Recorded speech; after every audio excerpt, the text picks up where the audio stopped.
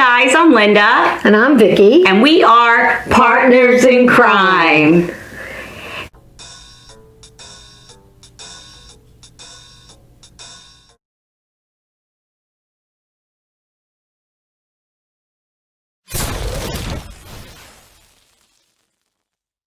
Today we have our wine segment, so I did find this very interesting Malbec. It's called Tall Dark Stranger, and it is from Argentina. And so let's try it, and we'll see what we think. But I thought this bottle was really cool, and that it has a Tall Dark Stranger on it. So it is, and it does not come with this, by the way. No, that's from our stash. Yes. So let's see what we have here.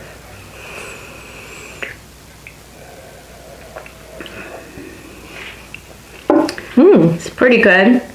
I like Malbec. Yeah, it's like a Cabernet. I mean, it is very much. It's along those lines, so I could definitely say that I would recommend that. What do you think? Yeah, it's really good. Yeah. Yeah. Yeah, so there you go. Tall Dark Stranger from Argentina. That sounds so interesting. Tall Dark Stranger. I know. And it is a tall, dark bottle, too, so if you look at it. Today we're going to talk about the updates with Lori Vallow. Right. And Chad as well. As you know, the trial date has changed for them because they now have a joint trial. They had separate trials scheduled for the beginning of January before, but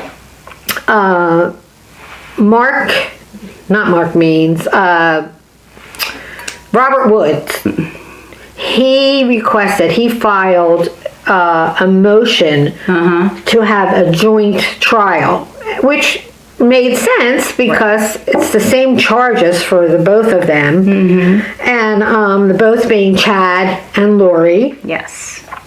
And the motion was granted. Richard Pryor. It's okay. John Pryor.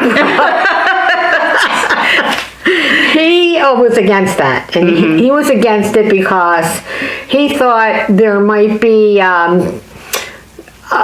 charges that apply to Lori that don't really apply to Chad, and it would prejudice the jury to hear that. But I don't know, it's not charges. The charges are the same for the both of them. Yeah. So I don't know whether it's witnesses he's worried about. I think just the way that they would look sitting there together. I'm sure that's a big part of it. Yeah. So, the charges are about the abuse and the, it's hard when I don't have the notes.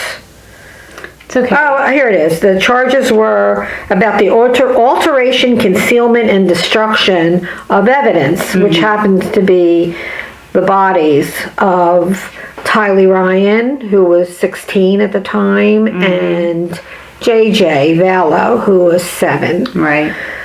So very sad, and Lori's been in jail since February, and they found the bodies of the children on Chad's property, on his home property, and that was in June. Yeah. And he was arrested that day. Yeah. So now the new trial date is going to be in January. And I guess it really is going to depend on how the COVID situation is. They keep postponing other trials because of it. So who knows? But at this point, that's when it's scheduled. Okay. The other information is, of course, John Pryor was trying to have the charges dismissed against Chad. And he was supposed to have a hearing set in this month in November for that. That's been postponed. And also to change the venue of where the trial will be. Mr. Woods also wants to change the venue because of the small town that they're in. Yeah. And he feels that there's just too much attention, and it'll give that town a break too with all the coverage, the media coverage. So right. It might be helpful for the town not to have. Right, there's been extensive media coverage, and they're all, a lot of media are out there, and I'm sure it'll give the people their break. It on does. The citizens, so that is understandable. And then there was more information about Lori and being her third husband, Joseph Ryan, checking into his death as well. Right. Well, they're actually reviewing the investigation because Annie Cushing, who is Joe Ryan's sister, received a tape, I guess, from a recording from what is the name of the group? Yeah, one of the podcasts. I think it was Melanie Gibb. It was the podcast that they did with Melanie and Lori. Right. And, they've done a lot of podcasts for that type of thing. They've done podcasts for the end of the world coming and preparing that. And I think preparing the people. I think that might be it. That's it. You got it. That's it. So, with that, the recording was sent to the East Idaho News and the Post-Ledger. The police have been alerted. They were alerted. They're aware of the recording. They heard the recording, and that's what started the new review. We're not really calling it a total investigation. Or they're not saying that. Well, isn't she a person of interest, though? Lori is. Yes. Well, I think that might have been something new that now they're looking at her because of his death. Right. Because his death was officially ruled as a heart attack. Yeah, and natural causes. Right, and there's death all around her. There's been 5 deaths. Right. So that in itself is suspicious. And they're taking another look at what they investigated because of this. And the deaths are Charles Vallow, Tammy Daybell, sorry. Of course, the 2 children. And then Alex. Yes. And Joseph Ryan. Yeah. Oh, and the brother. That's Alex. That's right. Yeah. That's right. Yep. So, I'm just not on a first name basis. Plus, we haven't talked about him for a while, so. It's. You kind of forget until you dive into it again. Right. And, it's just so. It can't be a coincidence that all of these things are happening around her. Right. And, it's always about the money. I really believe it's always, it's about the money. She was named as beneficiaries, and she thought she was a beneficiary for Charles, and turned out he had changed it. So, I'm sure that's where they're going to start. They're going to follow the money. Yeah. And then ask for, more autopsies. I don't know. Right. I don't know. Yeah. So. And with Joseph Ryan, I will try to post a little bit of the audio where she says that she did want to murder him. Right. I always loved the Lord. There's a turning point in my life that turned me to the temple. And this is what I teach everybody. And my change of heart was to the temple. So I had been married to someone who was very awful, who raped my children, and I had divorced him and gotten away from him, and he had joined the church. He spoke in state conference. Everyone thought he was wonderful. He was very good showman of all those things, and after we were divorced, he told everybody that I was this lying, crazy Mormon, and got up in court and said all these horrible things about me and turned it around to where the judges believed him instead of me. And he was constantly trying to get custody of my 3-year-old daughter, and just to rub it in my face. And I went through a lot of years of this kind of hard stuff, and I was going to murder him. I was going to kill him, like the scriptures say, like Nephi killed him, just to stop the pain and to stop him coming after me and to stop him coming after my children. And I just felt I couldn't take it anymore. And I would go through the scriptures and find all the things, like, if he comes against you once, if he comes against you twice, if he comes against you 3 times, then you can kill him. It says it in the scriptures. And more of it. I was like, there it is. There's my answer. I don't want to do anything that's wrong.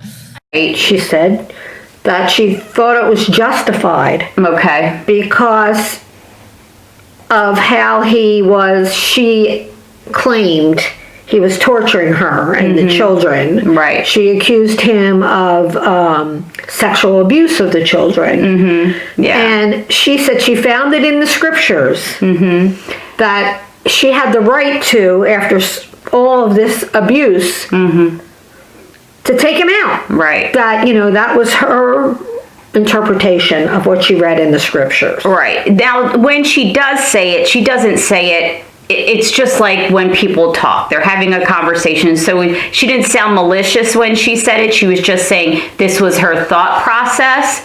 But if that's your thought process and then it happens, it is a good idea to take a look at it and revisit it. Right. As far as the police are concerned, especially like you said, with all the other deaths around her had followed.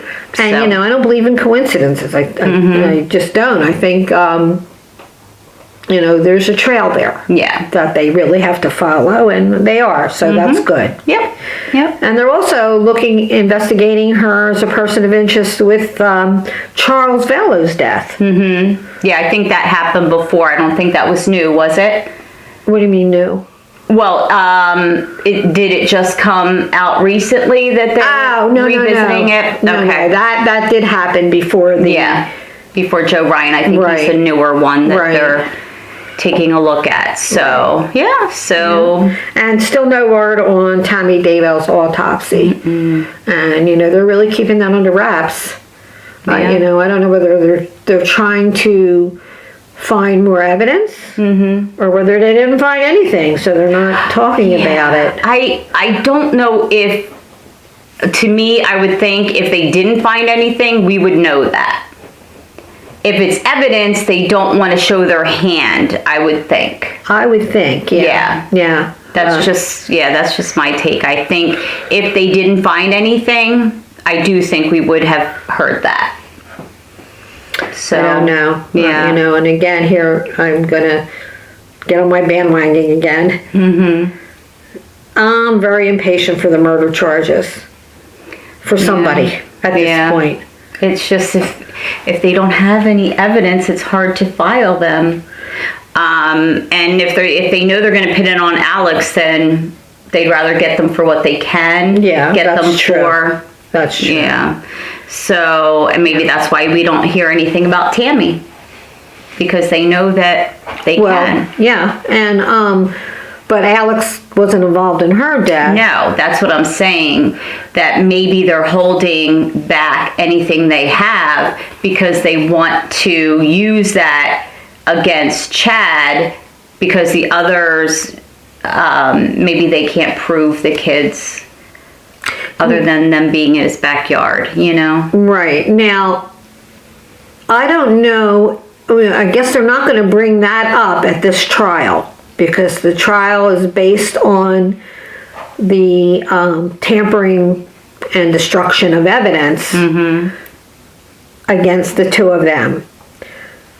But, they really, at some point, have to talk about it. And, are they going to have another hearing? And that brings me to my thought process that I was forgetting. They have to give that discovery information to the defense attorneys. But they didn't charge him with it yet. Not yet, but even if they're going to and bring it to a hearing, Right. the defense attorneys have to know Right. what are they being charged? What are they at the Right. hearing for? Yep. But right now they're not charged. No. Yeah. No, they're not charged now. So the defense wouldn't know what they had. Let's say Tammy was found that she was murdered. Until they file charges, the defense doesn't have to know anything at this point because they didn't, right? Is that the way it works? They didn't charge them with a crime, so that's like, you're not charged with a crime. What would you need to see the evidence for? Right. Yeah. Yeah, that's logical. Yeah. So, yeah. Just waiting in a waiting pattern right now. Now that the trial is joined for the two of them, I'm wondering how Mr. Means and Mr. Pryor are going to coordinate. How are they discussing Yeah. the crimes against them? Now, it had seemed to me that Mr. Pryor was going to really try to lean most of the charges on Lori. Probably, yeah. But he can't. I don't know how that's going to work. I don't know how they coordinate that stuff. Yeah. I don't know. I don't know and either. maybe that's another reason, Pryor was so against having the trial joined. Yeah. So I just can't wait for this trial. I want to see how it proceeds and what the witnesses say. Yeah. Yeah, Well, that's the biggest thing that I'm waiting for, just to hear what people say. Well, we did hear some of it. Right. And I think Melanie Gibb is going to get slammed. Yeah, but They're going to try to discredit her big time. But then we have Melanie Boudreau that might be on the stand. We have Brandon Boudreau who might be on the stand. There might be some of Chad's kids that are called to testify. So there's probably a lot more information than we know. Yeah, and I did read somewhere, I don't remember where, that there was a long list of witnesses. Yes. That's why I said there's Melanie and Brandon. They're all on that list. Yeah. So we'll see. I wonder if some of the people from preparing the people are going to be part of that on that witness list as well. Yeah. So stay tuned. As soon as we get some information, we'll bring it to you. And so I guess that's it for Lori and Chad. So until next time, bye. Bye.